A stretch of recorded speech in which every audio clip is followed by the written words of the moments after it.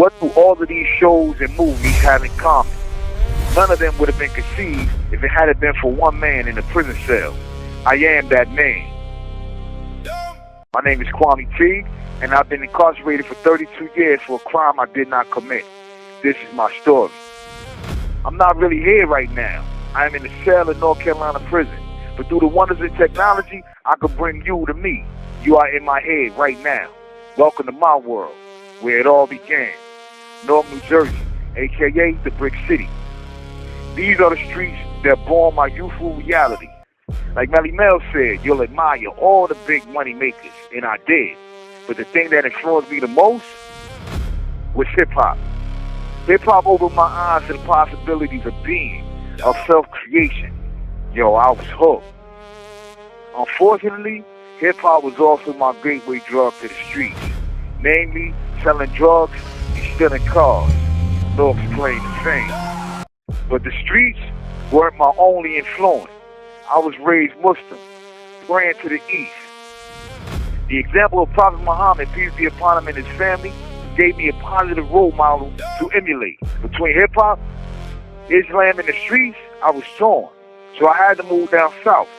My goal was to start a hip-hop music label.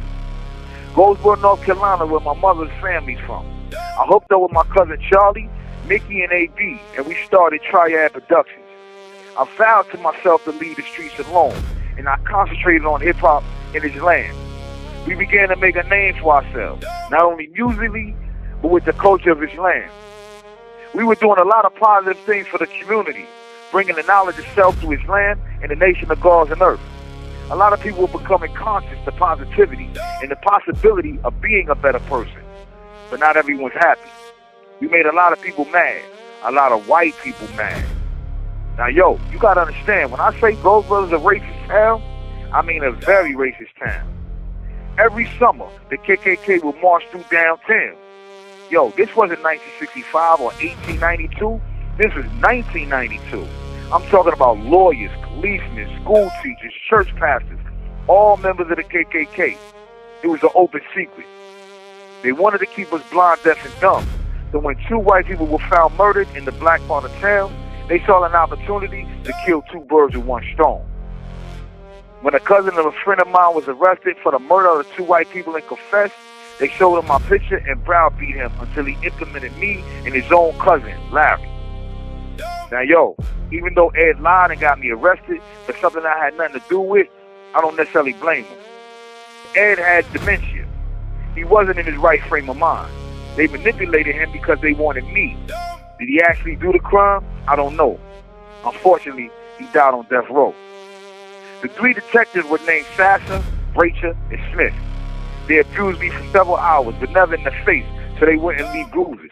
They tried to get me to say I killed the people, but I had nothing to do with it.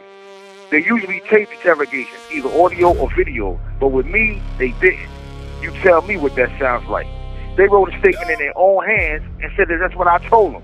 But the statement wasn't in my handwriting nor signed by me. It was their word against mine. Guess who the judge believed? The trial was a joke.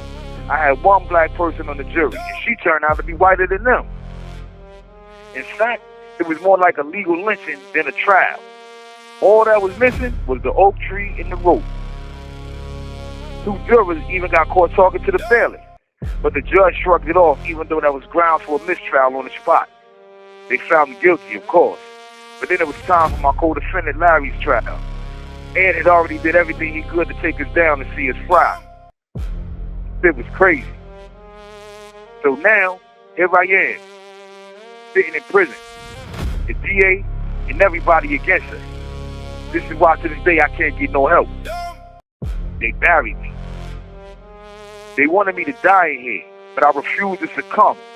Even deep in that cell, under the type of heat, pressure, and time I was under, I still had one thing. My mind. I turned my thoughts into a story, and that story into a plan. I smuggled myself out in ink and named that version of myself Dutch. Then, I took over the world. Dutch was everywhere. In Harlem, in Miami, L.A.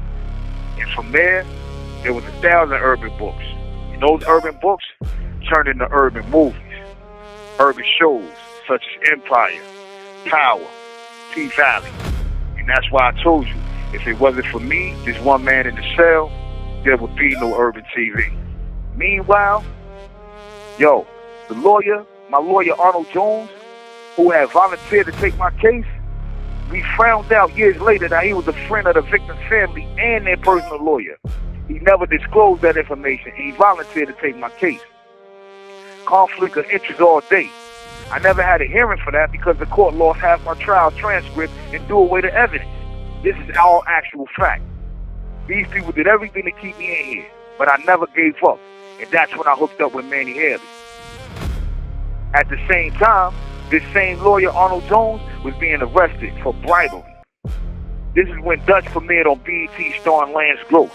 Then I dropped Sin starring Louis Gossett Jr. After that, Crane, Sincerely Yours, Madam in the Mirror, and I produced Queen of the Trap, Serial Killer, and Twisted Love, all on Tubi. Now I need your help. I definitely got to the bag with these movies. I got to the bag with the books. But at the end of the day, I made a conscious decision to put my children first. They didn't ask to be here. And so as a father, I had a responsibility to raise them no matter where I was at. And so now, the opportunity has passed. It's not the same type of dough, but I don't regret the man down. Now I got to just move forward and give report and make sure that I get other people to support me. Now I need everybody out there to support me. I need your financial support for the lawyer. I need your emotional support for my state of mind. And I need your digital support on all social media platforms. #free Kwame Teague. Peace.